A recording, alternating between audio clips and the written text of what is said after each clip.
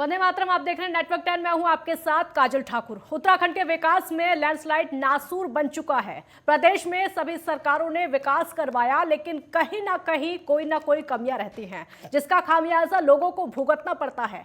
पहाड़ में बारिश के दिनों में लैंडस्लाइड सबसे बड़ी समस्या है। करोड़ों रुपए की बनाई गई सड़कें, ब्रिज इसमें पूरी तरह से चकनाचूर हो जाते हैं। अब सवाल यह है कि आखिर इतने सालों में तकनीक भी बदली, संसाधन भी बढ़े, लेकिन सबसे उभरने के लिए आखिर जिम्मेदारों ने क्या किया और आगे का प्लान क्या है?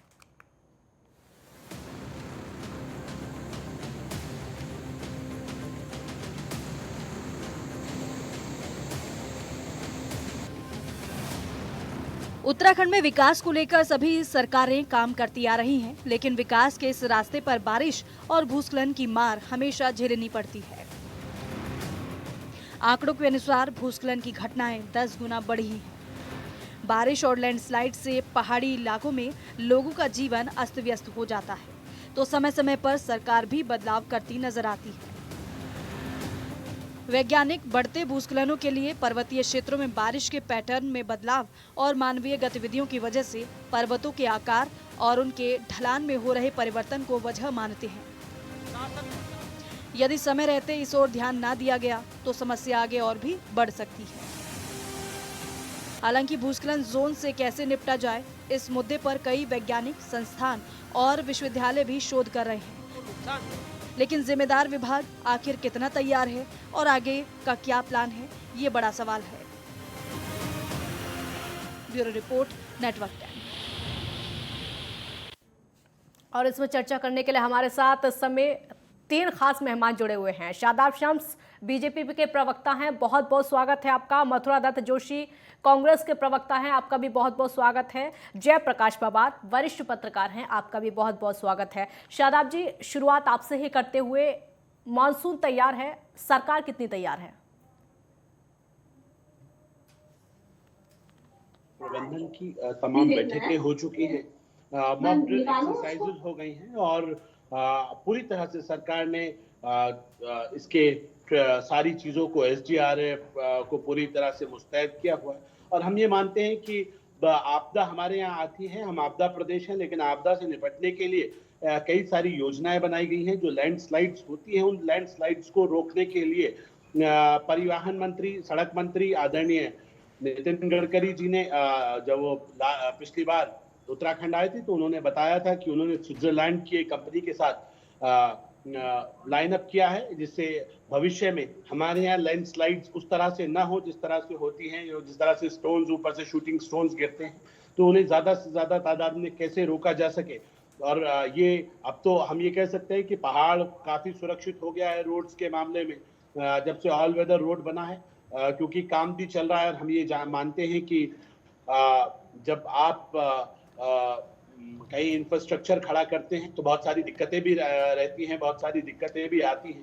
तो पहाड़ को उसके पैरों पे खड़ा किया जा रहा है। कुछ समस्याएं जरूर हैं, लेकिन हम बहुत जिम्मेदारी के साथ ये कह रहे हैं कि हमारी केंद्र की सरकार हो या प्रदेश की धामी सरकार हो, बहुत जिम्मेदारी के साथ इन समस्याओं से निपटने के लिए पूरी तैयार है। युवा मुख्यमंत्री ने जिस तरह से आपदा प्रबंधन की बैठक भी ले ली है, कई बार उनको इससे लाइन अप भी कराया है कि किसी तरह से भी लापरवाही बर्दाश्त नहीं की जाएगी। इसके टोल फ्री नंबर पहले से ही हमने जारी कर दिए हैं। और मैं ये कह सकता हूं कि पूरी तरह से डबल इंजन की सरकार मुस्तैद है और हम उम्मीद करते हैं और ईश्वर से प्रार्थना भी करते हैं कि किसी तरह की जो दैवीय आपदा है उसका हमें सामना ना करना पड़े। ठीक है, अगला सवाल मथुरा दत्त जी मेरा आपसे होगा। मॉनसून आएगा, तबाही मचाएगा, उत्तराखंड में इस बात को नकारा नहीं जा सकता है, विपक्ष का तर्क। नहीं, बिल्कुल सही बात है आपकी। मानसून जब आएगा निश्चित रूप से तबाही मचाएगा। अभी आप देख लिए 2 दिन बारिश हुई और तमाम जो लिंक रोड हमारे हैं, ग्रामीण क्षेत्र की सड़कें बंद हो गई हैं। आज भी उन सड़कों को खोलने का प्रयास किया जा रहा है। तो तबाही तो होगी, इसमें कोई दो राय नहीं, लेकिन सरकार कतई गंभीर नहीं है। अभी शादाब जी को मैं सुन रहा था, विद्वान व्यक्ति हैं, वो कह रहे हैं कि हमारे युवा मुख्यमंत्री ने बैठक भी ले ली, मंत्री ने भी बैठक ले ली, सबको निर्देश जारी हो गए हैं। तो जो सबसे बड़ी बात है कि लैंडस्लाइड का ट्रीटमेंट होना चाहिए था। जहाँ जहाँ लैंडस्लाइड होता है वहाँ उन स्थानों को चिन्हित करके सरकार को कुछ न कुछ ऐसा काम करना चाहिए था कि ताकि भविष्य में लैंडस्लाइड न हो, वहाँ कोई ट्रीटमेंट किया जाए। कोई नई नई तकनीकें आज के ज़माने में आ गई हैं, ईजाद हो गई है।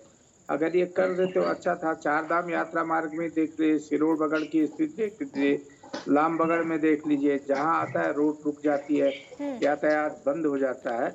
तो सरकार को चाहिए कि उसका स्थायी समाधान कोई न कोई निकलना चाहिए, जिससे कि हम ये कोई यातायात अनवरत रूप से, निर्बाध रूप से चलता रहे और न यात्रियों को परेशानी हो, न प्रदेश के रहने वाले लोगों को परेशानी हो, न अन्य लोगों को परेशानी हो। तो इसका फायदा हमको मिलेगा। ठीक है, आपके हिसाब से स्थायी समाधान नहीं है। जयप्रकाश जी, सरकार कहती है कि बैठकें हो रही हैं, मानसून से पहले सरकार पूरी तरह से तैयार है, हम हर वो तैयारी कर रहे हैं जिसका तबाही से मतलब है, क्योंकि उत्तराखंड में मानसून के समय जैसे हालात होते हैं वो सत्ता पक्ष भी जानता है, विपक्ष भी जानता है, और विपक्ष का कहना है कि स्थायी समाधान अभी तक सरकार की तरफ से नहीं किया गया है।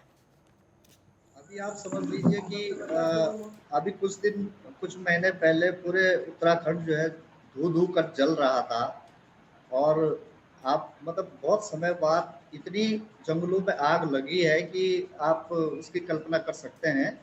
तो जो हमारी डिजास्टर प्रिपेयर्डनेस है वो कितनी सशक्त है, कितनी मुस्तैद है, ये एक उदाहरण है आपके सामने।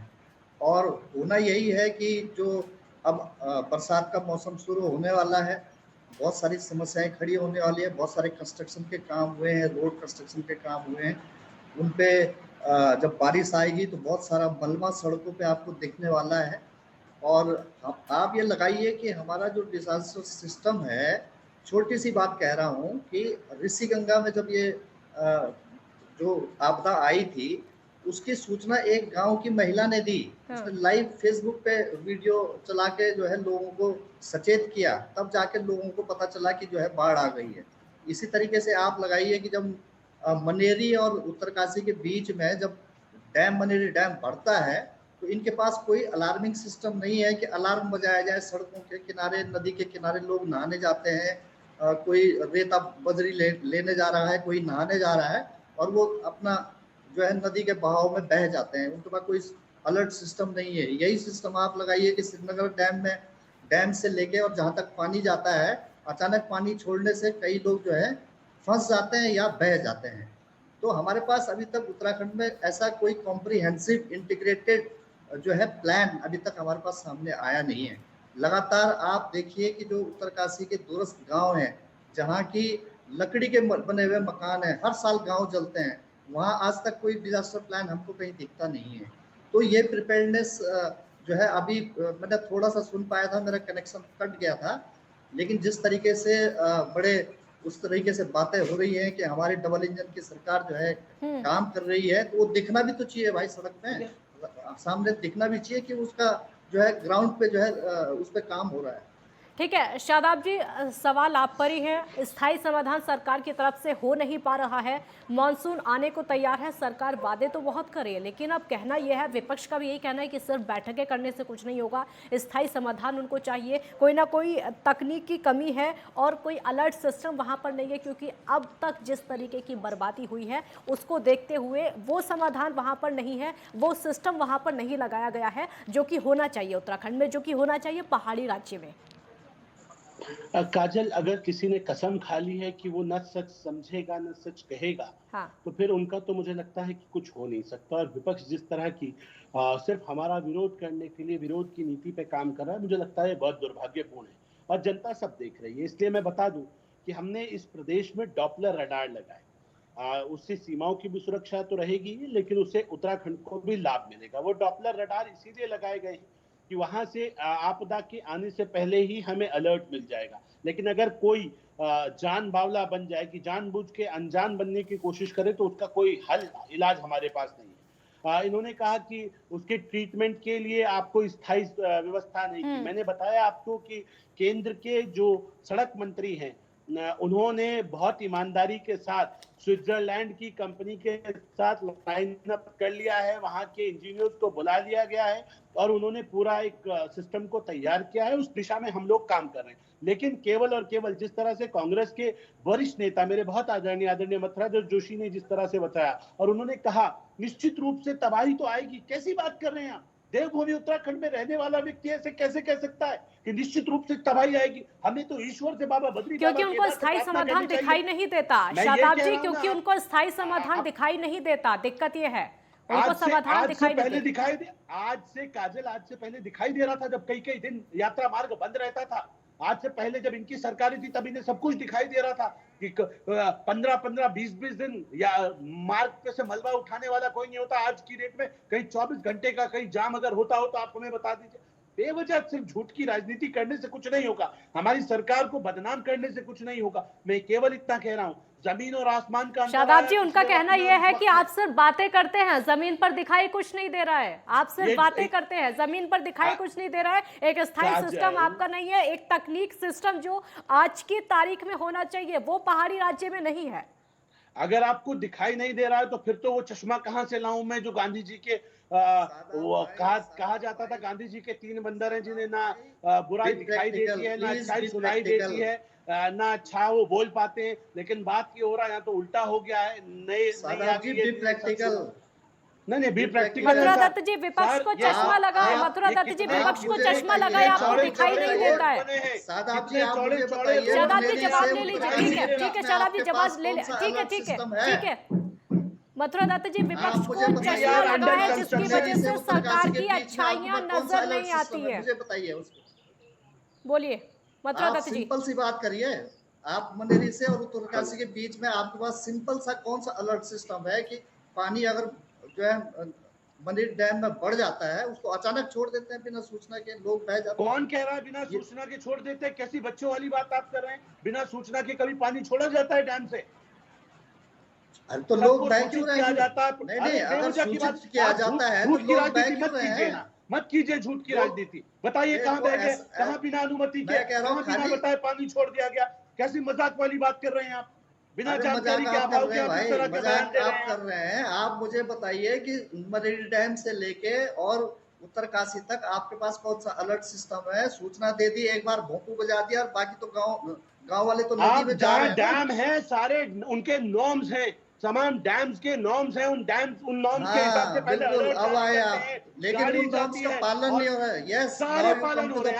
Now you come to the point. आप केवल सब जगह ये सब संकेत लगे हुए हैं, उनका अनुपालन नहीं हो रहा है, उनका अनुपालन नहीं हो रहा है। आप केवल सवाल यही है, कर रही है, ठीक नहीं है ये आपकी पॉलिसी, ठीक नहीं है शादाब जी। जनता सब जानती है अनुपालन नहीं है आपका विरोध करने का। बिल्कुल गलत योजनाएं बनी हुई है, मैं मानता हूँ, आज से नहीं बहुत पहले से डिजास्टर प्लान बना हुआ है, लेकिन वो धरती पे इम्प्लीमेंट नहीं हो पा रहा है। राजनीति करेंगे सरकार उसको इम्प्लीमेंट करके दिखाए।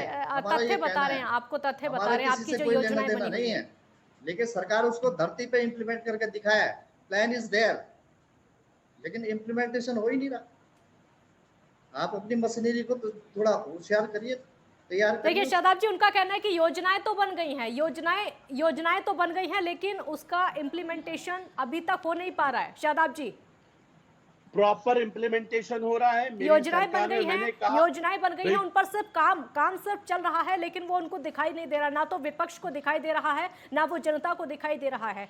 योजनाओं के आंकड़े जो कि आप पेश कर रहे हैं। काजल, केवल और केवल हमारा विरोध करने के लिए पहले कहते थे योजनाएं नहीं है, अब कह रहे योजनाएं हैं, इम्प्लीमेंटेशन नहीं है। हम कह रहे हैं इम्प्लीमेंटेशन भी है, योजनाएं भी है, सब कुछ है, लेकिन केवल और केवल विपक्ष विरोध करना चाहता है, लोगों का ध्यान हटा के दूसरी तरफ डाइवर्ट करना चाहता है। और मैं आपको बिल्कुल ईमानदारी से बता दूं कि शादाब जी इस बार बताइए क्या क्या इंतजाम है। ठीक है शादाब जी इस बार बताइए क्या क्या इंतजाम है, क्योंकि मानसून तैयार है, इंतजाम क्या क्या है इस बार? क्योंकि चारधाम की यात्रा इस बार, एक मिनट सुन लीजिए, चारधाम की यात्रा भी इस समय चल रही है, मानसून तैयार है, लोग मानसून का भी इंतजार कर रहे हैं, चारधाम की यात्रा भी चलनी चाहिए, उनको दिक्कत भी ना हो, उसको लेकर आपके इंतजाम क्या क्या है?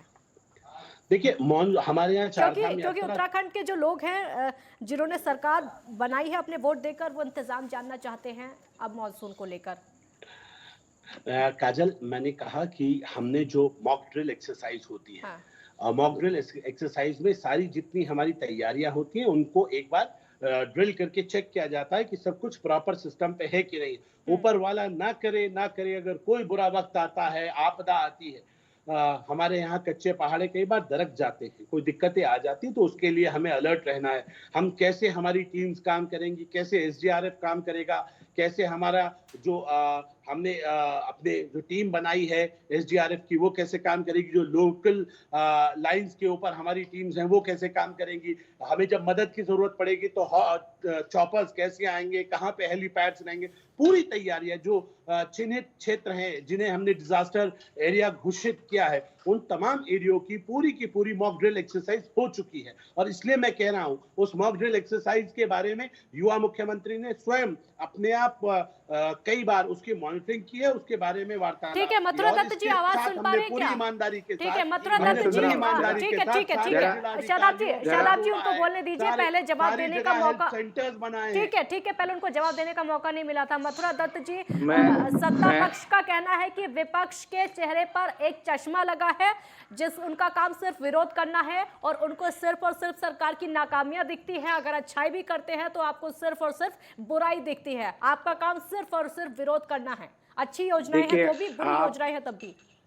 देखिए आप दो लोग यहाँ पर निष्पक्ष लोग बैठे हैं, एक आदरणीय जयप्रकाश जी पवार साहब बैठे हैं और एक आप बैठी हैं। क्या मैंने कोई ऐसी बात कही कि जिससे कि मैंने केवल आरोप लगाए हों? अभी शादाब भाई बिल्कुल बोल रहे थे, मुझे ये बताते हैं कि इन्होंने मॉक ड्रिल कहाँ की, कहाँ कौन स्थान पर मॉक ड्रिल हुई है, जरा इसका जवाब दे दें, और किस किस तारीख में हुई है ये भी हमको जवाब दे दें। दूसरी बात, इन्होंने कहा कि डॉपलर रडार लगे हैं, जरा उन स्थानों को भी बता दें जहां जहां डॉपलर रडार लगाए हैं इनकी सरकार ने, कहाँ काम हो रहा है, क्या वो डॉपलर रडार काम कर रहे हैं कि नहीं कर रहे हैं। अभी 3 दिन 4 दिन पहले की बारिश की बात क्या हाल प्रदेश के हुए हैं। अभी जयप्रकाश जी ने कहा कि आप मनेरी वैली का पानी छोड़ोगे तो क्या मनेरी वैली और उत्तरकाशी के बीच में जो दूरी है 70-75 किलोमीटर की, उस दूरी के जो ग्रामीण है उनको सूचना करने का तंत्र क्या सरकार के पास है? अगर आप यहीं भी छोड़ेंगे, अगर आप डाक पत्थर के यमुना बैराज से पानी छोड़ेंगे और नीचे ताजे वाले तक का आपका क्या तंत्र है, किस तंत्र से आप सूचना देते हो? लोग ऐसे समय पर कई घटनाएं, ये बातें इसलिए उठ रही है ना कि अतीत में ऐसी घटनाएं हुई हैं कि लोग कई जगह पर फंस गए, उनको निकालना बड़ा कठिन हो गया। और आज भी मैंने 3-4 जगह आपको गिनवाई। 4 धाम यात्रा में चाहे आप इसकी बात करें, सरोज बगल की बात करें या लाम बगल की बात करें, 2 जगह तो ये परमानेंट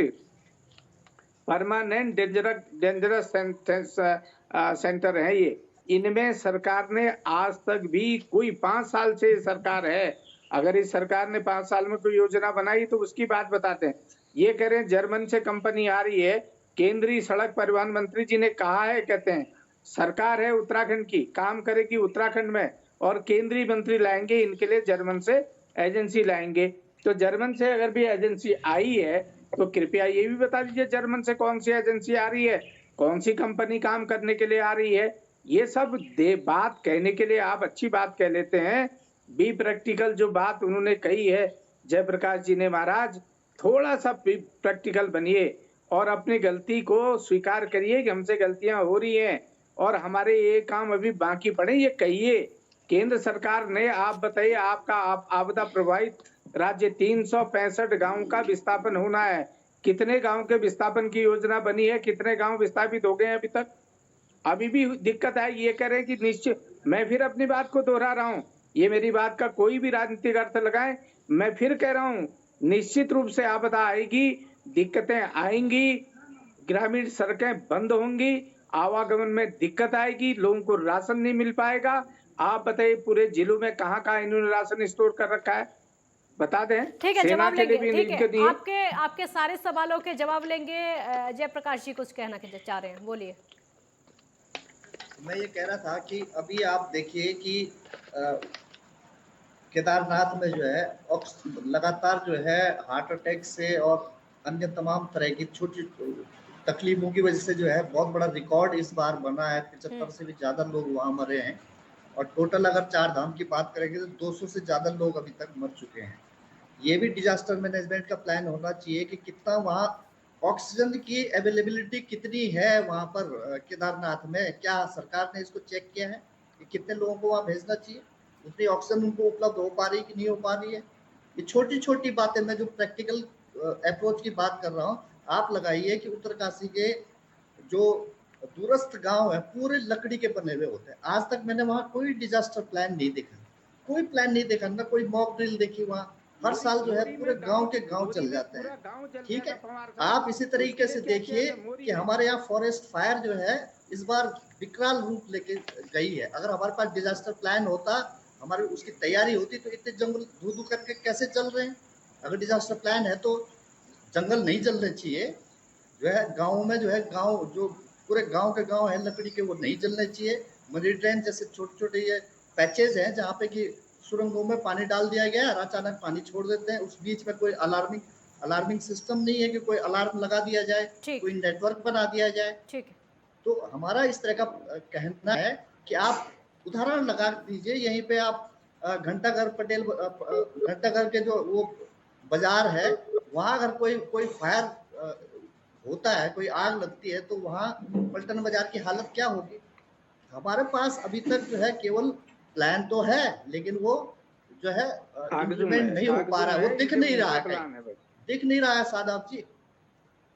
ठीक है शादाब जी, बहुत सारे ऐसे सवाल पूछे गए हैं और छोटे छोटे सवाल हैं, हालांकि वो फैक्ट हैं, जो कि सवाल आपसे विपक्ष की तरफ से भी पूछे जा रहे हैं और सवाल एक तरीके से देखा जाए तो जनता की तरफ से भी हैं। ये फैक्ट हैं, कहाँ कहाँ पर मॉक ड्रिल हुई है, अगर कोई कंपनी उत्तराखंड में आ रही है तो कौन सी वो कंपनी है, कहाँ कहाँ पर चेकिंग की जा रही है, अगर बैठकें हो रही हैं तो कौन कौन सी टीमें गठित की गई हैं। ये जो सवाल आपसे पूछे जा रहे हैं फैक्ट है, जवाब दीजिए। शादाब जी आवाज सुन पा रहे हैं? लगता आवाज उन पर नहीं पहुंच पा रही। जयप्रकाश जी अपनी बात पूरी करिए आप।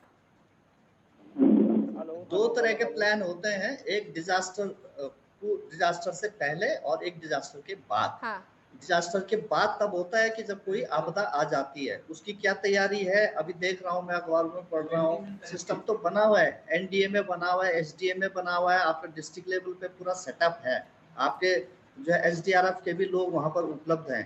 एक अच्छा नेटवर्क उत्तराखंड में बना है, लेकिन अभी भी उसका कहीं पे वो दिख नहीं रहा है। मेरे को सवाल ये है कि वो दिख नहीं रहा है। वो फॉरेस्ट लगातार जंगलों में आग लग रही है, जंगली जानवर लोगों को जो है मार रहे हैं, कोई बाघ मार दे रहा है, कोई जो है भालू मार दे रहा है। इस डिजास्टर की तो कोई बात ही नहीं कर रहा है। लोगों के जो है महंगे जो है पशु जो है बाघ मार दे रहा है, उसके लिए थोड़ा बहुत जो है कुछ जिसने जो जानकारी रखते हैं गांव वाले, उनको तो कुछ मुआवजा मिल भी जाएगा, बाकी भगवान भरोसे चल रहा है। तो इस तरह की जो आपदाएं अभी आप लगाइए कि उखीमठ के नीचे जो है कुंड के आसपास जो है एक छोटा सा पैच जो है गिर गया, उस पर पहले जो है 1 महीने तक जो है पत्थरों से चिनाई करके रास्ता निकालने की कोशिश की, पता चला कि वो काम नहीं हुआ है। हम देखते हैं 1 महीने में जो है एक रोड को क्लियर नहीं कर पाए। हाँ। जयप्रकाश जी, हम देखते हैं समस्या आज की नहीं बल्कि सालों पुरानी समस्याएं हैं जो भी हम देख रहे हैं, चाहे वो आगजनी की हो या फिर उत्तराखंड में पहाड़ी इलाकों की हो या फिर वो आपदा की समस्या हो, सरकार कोई भी हो, बीजेपी की हो या फिर कांग्रेस की हो, ये सालों पुरानी समस्याएं हैं। बिल्कुल, लेकिन इसका रास्ता तो निकलना चाहिए ना। डिस्कशन इसमें बहुत होते हैं, प्रवक्ता अपना तो निकालना पड़ेगा, हैं, लेकिन सरकार कोई भी हो, मुझे उससे कोई लेना देने नहीं। मेरा ये है कि उत्तराखंड के लिए हमारे पास इंटीग्रेटेड जो है एक कॉम्प्रिहेंसिव डिजास्टर प्लान बना हुआ है, जिसमें अभी जोशी जी कह रहे थे कि 300-400 गाँवों का, कब से सुन रहे हैं हम, 10 साल 20 साल हो गए कि इन गाँवों का जो है रिहेबिलिटेट होना चाहिए। इनको यहाँ से ये कभी भी जो है खिसक सकते हैं।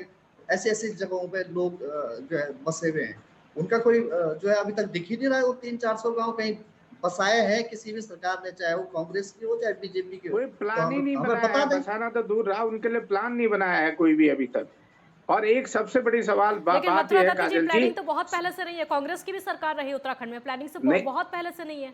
बिल्कुल कांग्रेस की सरकार। आपदा की समस्या आज की नहीं है, आगजनी की समस्या वो भी आज की नहीं है, सालों पुरानी समस्याएं हैं। सरकारें बदली हैं।